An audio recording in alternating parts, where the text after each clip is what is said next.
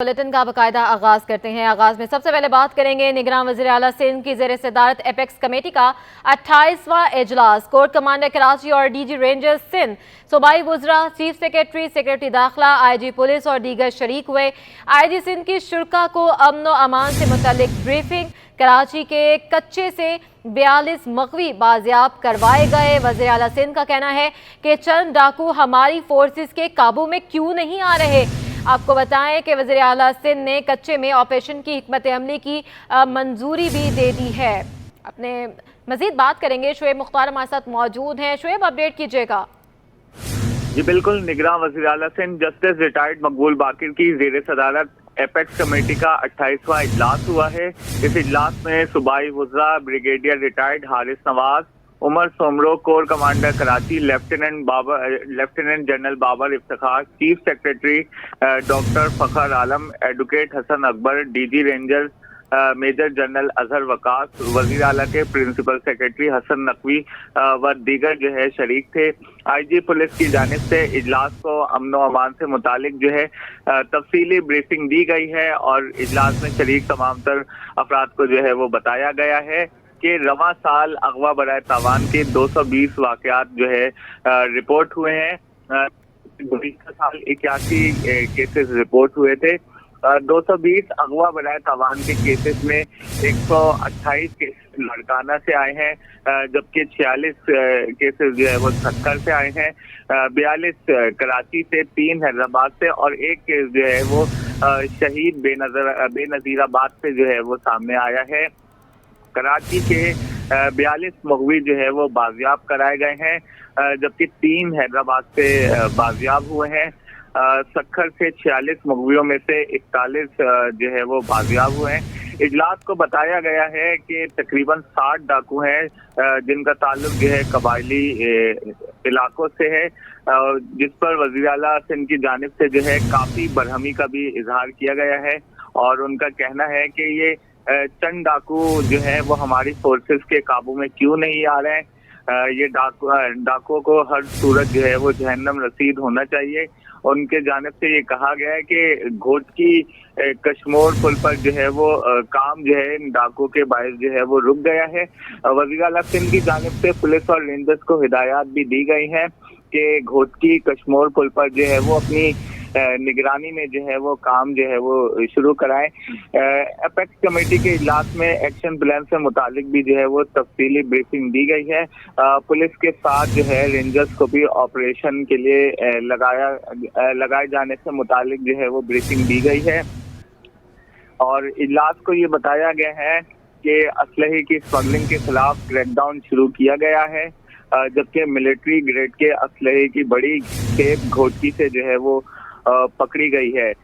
इजलास में ये भी फैसला किया गया है पाकिस्तान आर्मी के साथ साथ रेंजर्स और पुलिस डाकुओं के खिलाफ जो है आइंदा आने वाले दिनों में मुश्तरका ऑपरेशन करेगी। ऑपरेशन की हिकमत अमली पर तबादला ख्याल करने के बाद जो है वज़ीर आला सिंध जस्टिस रिटायर्ड मकबूल बाकिर की जानिब से जो है मंजूरी दे दी गई है। जी ठीक है, बहुत शुक्रिया शुएब मुख्तार हमें अपडेट कर रहे थे। खेल के मैदान से खबर शामिल कर लेते हैं। बाबर आजम कप्तान, शादाब नायब कप्तान होंगे, हसन अली भी टीम में शामिल। चीफ सेलेक्टर इंजमामुल हक ने 18 रुकनी वर्ल्ड कप स्क्वाड का ऐलान कर दिया है। अब्दुल्ला शफीक, मोहम्मद नवाज, उसामा अमीर, शाहीन शाह आफरीदी टीम का हिस्सा होंगे। हारिस रऊफ, सऊद शकील, वसीम जूनियर, इब्रार अहमद कौमी स्क्वाड का हिस्सा। मोहम्मद हारिस, इब्रार अहमद और जमान खान रिजर्व खिलाड़ी हैं। बात करेंगे, हमारे नुमाइंदे जावेद इकबाल भी हमारे साथ मौजूद होंगे। आपको बताएं कि नसीम शाह इंजरी के बायस वर्ल्ड कप से बाहर हो गए हैं। इंजमामुल हक का कहना था कि हमारी कोशिश है कि बेहतरीन टीम मुंतखब करें और अच्छा खेलें और अच्छी कारकर्दगी दिखाकर मुल्क का नाम जो है वो रोशन करें। बात करेंगे, हमारे नुमाइंदे जावेद इकबाल ने हमें ज्वाइन किया है। जावेद, अपडेट कीजिएगा। 18 रुकनी स्क्वाड का ऐलान कर दिया गया है कौमी टीम का। आज लाहौर में प्रेस कॉन्फ्रेंस हुई और पाकिस्तान टीम के अपनी पाकिस्तान की 15 रुकनी टीम का ऐलान किया है। इस स्क्वाड में एक बड़ी तब्दीली हुई है जिसका इम्कान था, लेकिन तब्दीली ज्यादा उम्मीद की जा रही थी। नसीम साहब जो इंजर्ड हो गए थे, एक शख्स उनकी हसन अली शामिल किया है। इंजामुल अपनी इसकी वजह ये बताइए कि वो चीज़ें ज़्यादा तजुर्बा रखते हैं और बेहतरीन टीम उनकी नजर में यही है। पंजाब इसमें स्क्वाड जो 3 खिलाड़ियों को रिजर्व में रखा गया है, जबकि सफर जमान जिनकी ज़्यादा उम्मीद की आई थी क्लस्टर से खिलाड़ी उनको हटा के शामिल शाम को मौका देंगे, वो नहीं किया उन्होंने। और बाबर आजम टीम में तैयार करेंगे। शादाब खान भी नायब कप्तान बरकरार रखे गए हैं, दीगर खिलाड़ियों भी पूरा इसी तक शामिल है। तो और पाकिस्तान टीम में चंद दिनों बाद रवाना होना है इंडिया, और पहला मैच जो है warm up match Pakistan team खेलेगी न्यूजीलैंड से। उसके बाद एक ओवर मैच है। 6 अक्टूबर को पाकिस्तान टीम वर्ल्ड कप में अपने सफर का आगाज करेगी, जो हॉलैंड के खिलाफ एक पहला मैच है। इसके बाद 12 तारीख को पाकिस्तान सबसे अहम तरीन मैच पाकिस्तान का रवायती है भारत से, जो 14 अक्टूबर को अहमदाबाद में होगा। उसके पहले 2 मैच हैदराबाद दक्कन में होंगे। तो बड़ा 9 लीग मैच खेलने। ठीक है जावेद इकबाल, हमें अपडेट करते आपका बहुत शुक्रिया। जामिया कराची की असातिज़ा तंजीम और वाइस चांसलर आमने सामने आ गए हैं। वाइस चांसलर का छुट्टी पर जाने वाले असातिज़ा के खिलाफ घेरा तंग कर दिया गया है। 35 असातिज़ा को सेमेस्टर के दौरान छुट्टी पर जाने पर शोकॉस नोटिस जारी कर दिए गए हैं। बात करेंगे हमारे नुमाइंदे सैयद ज़ुबैर राशिद से। ज़ुबैर, अपडेट कीजिएगा। हाँ जी बिल्कुल, देखें एक जानिब अंजुमन असातिज़ा जो है सरापा एहतजाज हैं और अंजुमन असातिज़ा की जानिब से जो है क्लासेस का मुकम्मल तौर पर तदरीसी अमल जो है बाइकॉट कर दिया गया है। तो दूसरी जानिब जो है इंतजामिया ने भी असातिज़ा के गिर्द जो है घेरा जो है तंग कर दिया है। कराची यूनिवर्सिटी के असातिज़ा तंजीम और वाइस चांसलर जो है आमने सामने आ चुके हैं। एक जानिब अंजुमन असातिज़ा कराची यूनिवर्सिटी में तदरीस अमल का मुकम्मल बाइकॉट, जबकि दूसरी जानिब वाइस चांसलर का बगैर बताए छुट्टी पर जाने वाले असातिज़ा के खिलाफ जो है घेरा तंग हो गया है। यूनिवर्सिटी के 35 असातिज़ा को सेमेस्टर के दौरान छुट्टी पर जाने पर शोकास नोटिस जो है वो जारी कर दिए गए हैं। इसके अलावा एक नोटिफिकेशन जो कि रजिस्ट्रार साहब की जानिब से इशू किया गया, जिसमें तमाम तर जो असातिज़ा हैं उनको हिदायत जारी की गई है कि 4:30 बजे तक लाजमन जो है ऑफिस में वो रहेंगे। अब जो जितनी भी असातिज़ा की अयाशियाँ थी वो सब जो है अयाशियाँ खत्म हो चुकी हैं। जामिया कराची के रजिस्ट्रार ने भी नोटिफिकेशन जारी किया कि 4:30 बजे तक लाजमी जो है असातिज़ा ने अपनी ड्यूटीज जो है वो सर अंजाम देनी है, अपने ऑफिस में होना है, क्लासेस में होना है। हम एक जानिब जो है अंजुमन असातिज़ा जो है अपने मुतालबात रखी हुई है, जबकि दूसरी जानिब जो यूनिवर्सिटी इंतजामिया है उसने भी असातिज़ा के गिर्द जो है घेरा तंग कर दिया है। ठीक है, सैयद ज़ुबैर राशिद हमारे साथ ही मौजूद रहिएगा। जामिया कराची यूनिवर्सिटी में तदरीसी अमल मुअत्तल है। अंजुमन असातिज़ा ने वाजिबात की अदम अदायगी पर एहतजाजन क्लासेस का बाइकआउट कर दिया है। नायब सदर अंजुमन असातिज़ा गुफरान आलम का कहना था मुतालबात की मंजूरी तक तदरीसी अमल मुअत्तल रहेगा। बात करेंगे सैयद ज़ुबैर राशिद हमारे साथ मौजूद हैं। जी ज़ुबैर। हाँ जी बिल्कुल, देखिए इस वक्त मैं जामिया कराची में मौजूद हूँ। अंजुमन असातिज़ा जामिया कराची की जानिब से आज मॉर्निंग और इवनिंग दोनों प्रोग्राम्स का जो है वो बाइकआउट कर दिया गया है, जिस पे इम्प्लीमेंटेशन जो है आज से शुरू कर दिया गया है। अंजुमन असातिज़ा जामिया कराची की ज़ेर एहतमाम गुज़िश्ता रोज़ एक जनरल बॉडी का इजलास आर्ट्स ऑडिटोरियम, जो कि अब चाइनीज़ टीचर्स मेमोरियल ऑडिटोरियम के नाम से जाना पहचाना जाता है, उसमें मुनक्किद हुआ, जिसमें तमाम असातिज़ा के मुत्तफ़िका फ़ैसले को पेश नज़र रखते हुए अंजुमन असातिज़ा जामिया कराची ने आज जो है मुकम्मल तौर पर गैर मुइन्ना मुद्दत तक के लिए तदरीसी अमल जो है मॉर्निंग और इवनिंग का वो मुअत्तल कर दिया है। जामिया कराची की असातिज़ा का वाइस चांसलर कराची यूनिवर्सिटी से क्या मुतालबात है, इस पर बात करने के लिए मेरे साथ बराह रास्त मौजूद हैं सीनियर नायब सदर अंजुमन असातिज़ा जनाब गुफरान साहब। सर, पहले इवनिंग का बाइकआउट और अब मॉर्निंग का बाइकआउट, ये मामला कब तक चलेगा और क्या मुतालबात आप लोगों ने रखे हैं? देखें, जो आपने जैसा जिक्र किया कि पहले इवनिंग का बाइकआउट, तो तकरीबन 8 रोज़ से जो है वो हम इवनिंग के बिल्स की वाजिबात की अदायगी के हवाले से अपना एहतजाज कर रहे थे, और हमारी कोशिश थी कि जो है वो अरबाब इख्तियार इस चीज़ पर तवज्जो दें और उस पर कोई पेशरफ्त हो सके। लेकिन किसी पेशरफ्त ना होने के बाद जब हमने अपनी इजलास आमा में ये बातें सब असातिज़ा के सामने रखी, तो उनमें शदीद गम और गुस्सा था और उन्होंने मुकम्मल बाइकआउट का ऐलान किया। पेशरफ्त नहीं होती जब तक इनका ये जो एहतजाज है, ये जो बाइकआउट है, जारी व सारी रहेगा। सीनियर प्रोफेसर ज़िशान साहब भी इस वक्त हमारे साथ मौजूद हैं। सर, इंतहाई तशवीशनाक सूरत हाल है, आप लोगों ने पहले भी आवाज़ उठाई लेकिन अब तक आप लोगों का कोई पुरसान हाल नहीं। क्या बाइकआउट ही एक हल है? अगर आप पूरा गौर से ज़्यादा लें, जैसे कि गुफरान ने बताया कि हम एक हफ़्ते पहले हमने इवनिंग का बाइकआउट किया था, और सिर्फ बाइकआउट जो है वो बिल्कुल आखिरी हल होता है। पूरी कोशिश होती है कराची सोसाइटी की कि सिलसिले मामलात जो हैं चलते रहें। इनके साथ बेतहाशा इनसे मुलाकातें की गई, इनको मसाइल पे तवज्जो दिलाने की कोशिश की गई। मतलब आप ये भी सोचें ना कि हॉस्पिटल जो है वो 7-8 महीने से है ही नहीं। आखिरी हॉस्पिटल जो डाव का था वो भी चला गया। यकीनन जैसे कि उन्होंने कहा कि भाई जो वाइस चांसलर साहब का जो रवैया तदरीसी अमल मुकम्मल तौर पर मुअत्तल है। जामिया कराची में मॉर्निंग और इवनिंग की तमाम क्लासेस का जो है अंजुमन असातिज़ा की जानिब से बाइकआउट किया जा रहा है। जी आगे बढ़ते हैं। जामिया कराची में अंजुमन असातिज़ा की जानिब से क्लासेस का बाइकआउट से तदरीसी अमल मुतासिर है। तालिबात का कहना है कि सुबह से यूनिवर्सिटी आए हैं, हमें नहीं बताया गया कि क्लासेस मुअत्तल हैं। मज़ीद जानते हैं, हमारी नुमाइंदा सबा परवेज़ उनके साथ मौजूद हैं। जी सबा। जी बिल्कुल, मैं इस वक्त मौजूद हूँ जामिया कराची में, जहाँ पर जामिया कराची में जो है वो असातिज़ा और उसके साथ साथ इंतज़ामिया के तनाव में जो है वो बदतरीन सूरत अख्तियार कर गए हैं।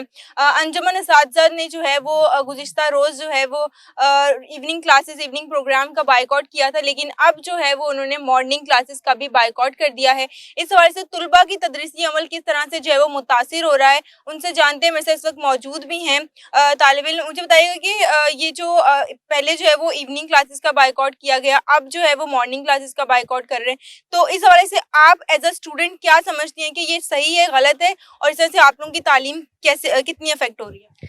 जी, बहुत गलत बात है कि हम लोग फीस भी दे रहे हैं, फिर इस तरह से बाइकआउट करें तो हमारी पढ़ाई का कोई नतीजा नहीं निकल पा रहा है। आए दिन बाइकआउट, पहले भी बाइकआउट हुआ था, फिर अब दोबारा बाइकआउट हो रहा है, तो इस तरह से नहीं होना चाहिए। टीचर्स का जो इशू है वो उन तक रहा है, बच्चों की पढ़ाई का इफेक्ट नहीं हुआ। जी बिल्कुल, जैसा कि आप सुना कि मेरे साथ तुलबा मौजूद थी, इनका यही कहना था कि इन्हें जो है वो रात में जो है वो इन्फॉर्म भी नहीं किया गया। अब जो है ये यूनिवर्सिटी में मौजूद हैं, असातिज़ा की जानिब से बाइकआउट किया गया, जिस वजह से इनका तदरीसी अमल जो है वो बहुत मुतासिर हो रहा है। और उनका ये भी कहना है कि ये जो है वो फीसेस भरते हैं, लेकिन इनका जो है वो इनकी तालीम का जो है वो किसी को ख्याल नहीं है। असातिज़ा अपने मसाइल जो है वो अपने तक रखें, तुलबा को जो है वो बीच में ना लेकर आएं। बहुत शुक्रिया अपडेट करने के लिए। MKM ने आम इंतखाबात की तैयारियां तेज करने का फैसला कर लिया है। MKM की जानिब से जल्द तमाम टाउन्स में इंतखाबी दफातर खोले जाएंगे। इसी पर मजीद बात करेंगे, हमारे नुमाइंदे शुएब मुख्तार हमारे साथ मौजूद हैं। शुएब, अपडेट कीजिएगा।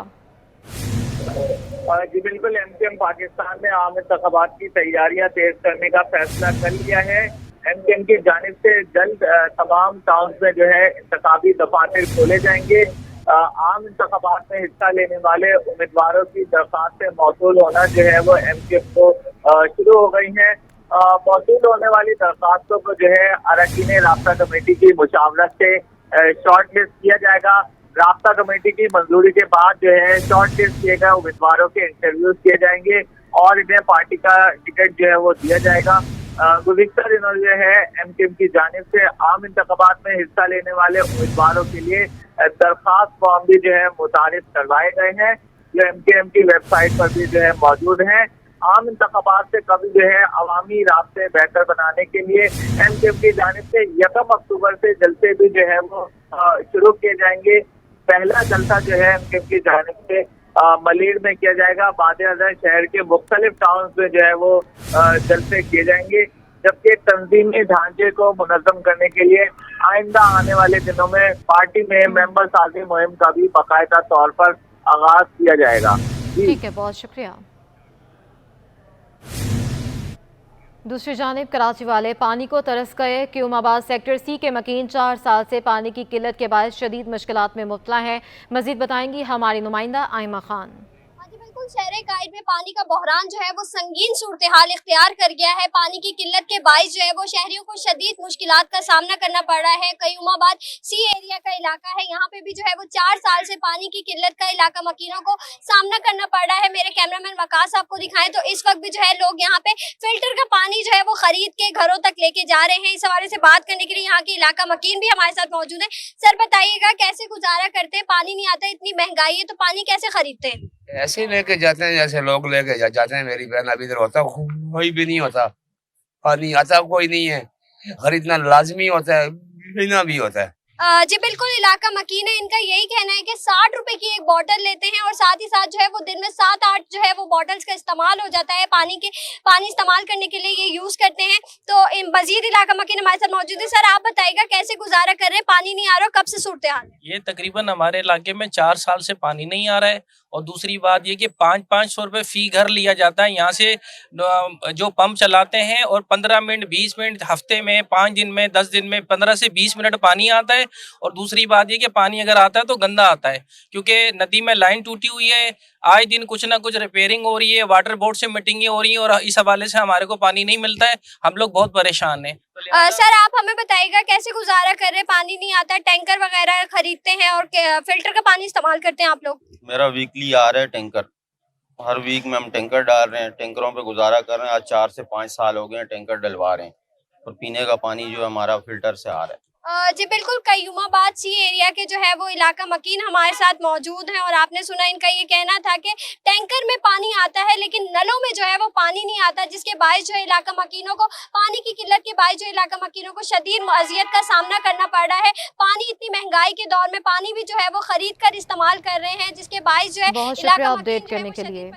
IMF की जानिब से गैस और बिजली की कीमतों में इजाफा नागुज़ीर होगा। गवर्नमेंट इंडस्ट्री के एक्सपोर्टर डॉक्टर शहजाद अरशद का कहना है कि पहले ही गैस की कीमतें बहुत ज़्यादा हैं, हम इस वक्त अपने मुकाबिल ममालिक में सबसे ज़्यादा गैस और बिजली की कीमत अदा कर रहे हैं। मज़ीद जानते हैं अयाज राना से। जी अयाज।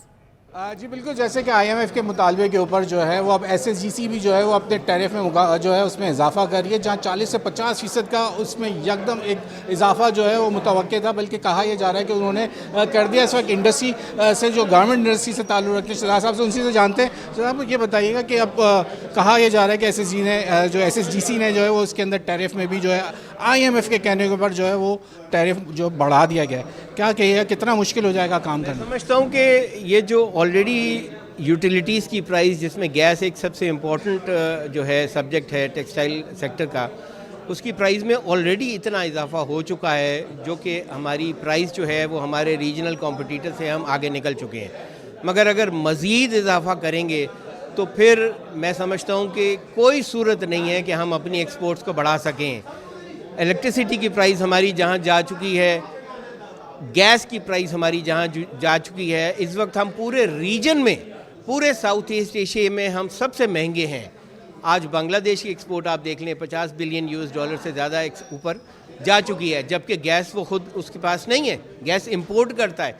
लेकिन गैस की price one of the lowest है बांग्लादेश में आज, और हम जो कि गैस प्रोड्यूस करते हैं अल्लाह ताला के फजलो करम से, हम हाईएस्ट हैं गैस की प्राइस में।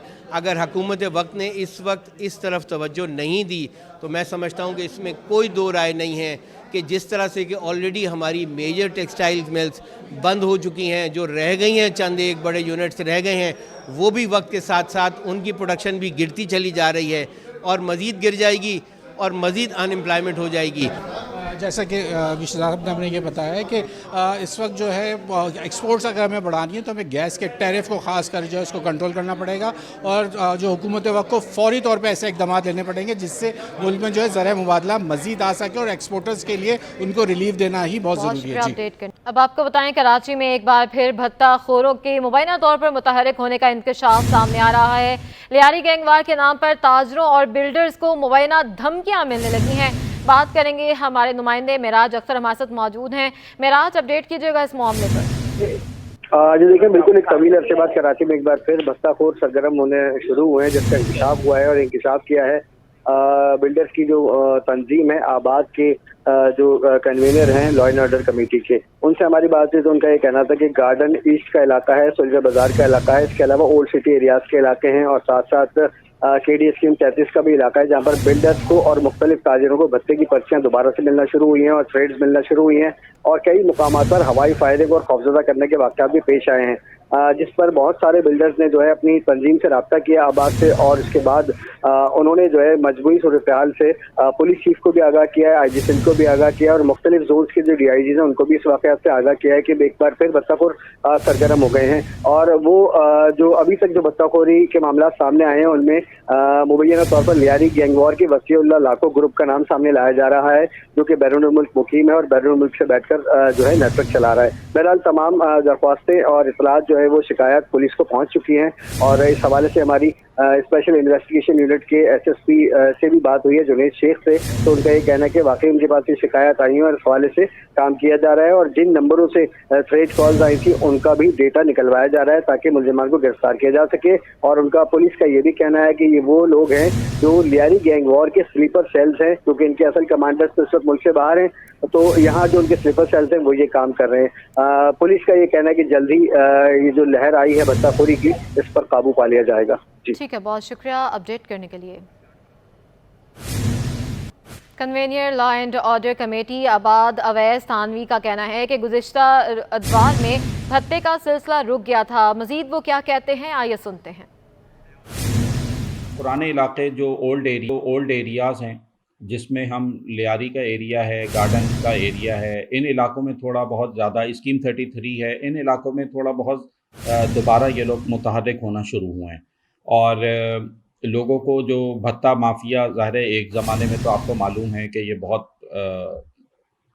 चल रहा था मामला, मगर अल्लाह का शुक्र है ये बीच में बिल्कुल ख़त्म हो गया था और चीज़ें बहुत ज़्यादा बेहतर हो गई थी। मगर अभी कुछ अरसे से तकरीबन महीना हो गया है, इस महीने में हमें एज़ कन्वीनियर आबाद, क्योंकि ज़ाहिर है मैं आबाद का लॉ एंड ऑर्डर कमेटी का कन्वीनियर हूँ, तो हमें भत्ते के हवाले से काफ़ी शिकायत अपने ही बिल्डर। बिजनेसमैन ने ज़ख़ीरा अंदोज़ों और माफिया के खिलाफ क्रैकडाउन को मईशत के लिए दुरुस्त करार दे दिया है। मज़ीद बात करेंगे अशरफ खान से। जी अशरफ। देखा जाए मुल्क की मईशत के लिए अच्छी खबरें आना शुरू हो गई, डॉलर भी सस्ता हो रहा है, स्मगलिंग का खात्मा होता हुआ दिखाई दे रहा है, साथ ही बिजली और गैस की चोरी पर भी एक्शन हो रहा है। इसके क्या मुस्बत असरात मईशत पर होंगे, जानते हैं मारूफ बिजनेसमैन मिर्ज़ा इश्तियाक बेग हमारे साथ मौजूद हैं। क्या देख रहे हैं सर, मुल्क की मईशत पर अच्छे असरात होंगे? थैंक यू सो मच जी। देखिए अभी कुछ अर्से पहले जब आर्मी चीफ साहब कराची तशरीफ़ लाए थे और उन्होंने बिजनेसमैनों से मुलाकात की थी, तो उसमें इस चीज़ का अंदिया दिया था कि वो सख्ती के साथ निपटेंगे उन लोगों को जो स्मगलिंग के अंदर इन्वॉल्व हैं और ज़ख़ीरा अंदोज़ी जो कि होर्डिंग्स हैं उसके अंदर इन्वॉल्व हैं। और अब देखें कि उसके ऊपर देखा आपने कि सख्ती से निपटा गया और उसके अच्छे रिज़ल्ट्स आने हमारे शुरू हो गए हैं। इसी तरह डॉलर्स में भी आपने देखा कि एक रुझान चढ़ा था कि अगर किसी के पास 10,000 रुपये भी हैं तो वो कहता था कि जी जाके मैं डॉलर में रख लूँगा, क्योंकि वो तो फिर इसके प्राइसेस बहुत बढ़ जाएंगे। मगर अब ये चीज़ हो गई है कि दोनों चीज़ें जो हैं इसके अंदर मुस्बत देखने में आ रही है और ख़ास तौर पे डॉलर जो था, जिसकी वजह से हर बिजनेसमैन जो था वो इंतहाई परेशान था और बैंक वाले भी थे, उनके भी ये समझ में नहीं आ रहा था कि वो किस तरह करें। अब वो आपने देखा है कि ना सिर्फ थम गई है बल्कि हमारे जो रुपीस की अपनी एक्चुअल सकत है उसके ऊपर वो आता जा रहा है और डेली उसके अंदर पाकिस्तान की हिस्ट्री में कभी ऐसा नहीं हुआ कि इस तरीके से वो आया हो गया हो। और इसके अंदर कोई स्टेट बैंक कोई इंटरवीन भी नहीं कर रहा।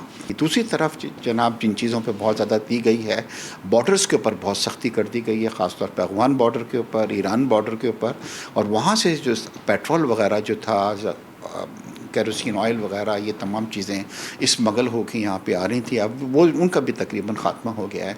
और मुझे पूरी उम्मीद है इंशाल्लाह कि अब इसके जो समरात जो हैं वो लोगों तक पहुँचेंगे, क्योंकि देखिए जब आपका डॉलर कम होता है, तमाम इम्पोर्टेड चीज़ें जिसके अंदर ईडेबल ऑयल भी है, जिसमें आपकी पेट्रोलियम मसनूआत है, चाय हैं, ये तमाम चीज़ें वो ऑटोमेटिकली वो उसके अंदर कम हो जाएगी। और साथ में ख़ास तौर पर ये गंदम की और शक्कर की जो ज़ख़ीरा-ए-अंदोज़ी की हुई थी वो हज़ारों सैकड़ों मतलब निकल रही हैं बोरियां, और उसके बाद भी जब लोगों को डर खौफ होगा तो इंशाल्लाह आप देखेंगे कि उसके प्राइस भी नीचे आएंगे।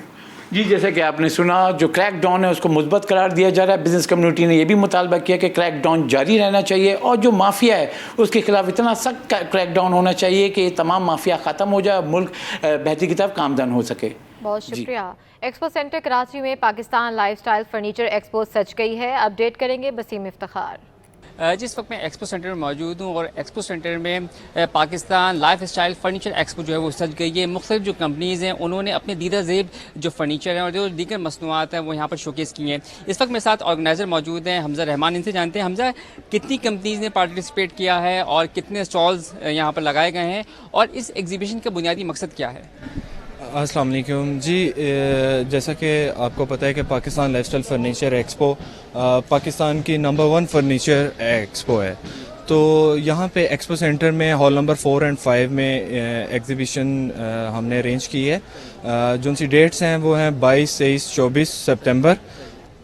यहाँ पे top 100 brands under one roof आपको मिलेंगे और अप टू 40% डिस्काउंट आपको फर्नीचर के ऊपर मिलेगा। और हमारे पास अल्हम्दुलिल्लाह हर तरह की मतलब कैटेगरी के यहाँ पे लोग मौजूद हैं। आपको सोफ़ाज़ की बहुत ज़्यादा रेंज मिलेगी, डाइनिंग टेबल्स हो गए, बेड्स हो गए, ब्राइडल अभी जैसा आपको पता है कि ब्राइडल इवेंट स्टार्ट हो रहे हैं, तो उस लिहाज से भी यहाँ पे आपको ब्राइडल पैकेजेस जो है वो अवेलेबल हैं। और सबसे अच्छी बात यह है कराची के लोगों के लिए कि वो यहाँ पे विज़िट करें और यहाँ पे अप टू 40% डिस्काउंट है। आपको अंडर वन रूफ इतने ज़्यादा ब्रांड्स आपको मिल रहे हैं और डिस्काउंट्स मिल रहे हैं, तो कराची के लोगों को इससे फ़ायदा उठाना चाहिए। अच्छा, वैसे बुनियादी मकसद क्या है इस फर्नीचर एक्सपो से?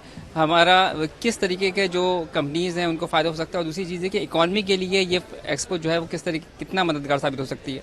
सर बेसिकली तो एक्सपो अरेंज करने का पर्पस जो है वो यही है कि हम लोग अपनी furniture industry, local furniture industry को प्रमोट करें। यहाँ पे बहुत अच्छा मतलब काम किया जाता है फर्नीचर में, तो हम लोग बेसिकली जो है ये फर्नीचर इंडस्ट्री को प्रमोट कर रहे हैं। हमजा रहमान इनका कहना है कि इस एक्सपो के इनेकाद का बुनियादी मकसद जो फर्नीचर इंडस्ट्री है पाकिस्तान की, उसको फ़रोग़ देना है। उनका कहना है कि इस एग्जीबिशन में टॉप जो 100 ब्रांड्स हैं फर्नीचर के वो यहाँ पर मौजूद हैं, जिन्होंने अपनी जो तमाम तरह जो प्रोडक्ट्स हैं, जिसमें सोफ़ा सेट है, बेडरूम सेट्स हैं, ड्राइंग रूम सेट्स हैं और जो दीगर अशिया हैं वो यहाँ पर शोकेस की है। और इसके साथ साथ यहाँ पर जो आने वाले जो शहरी हैं उनके लिए अप टू 40%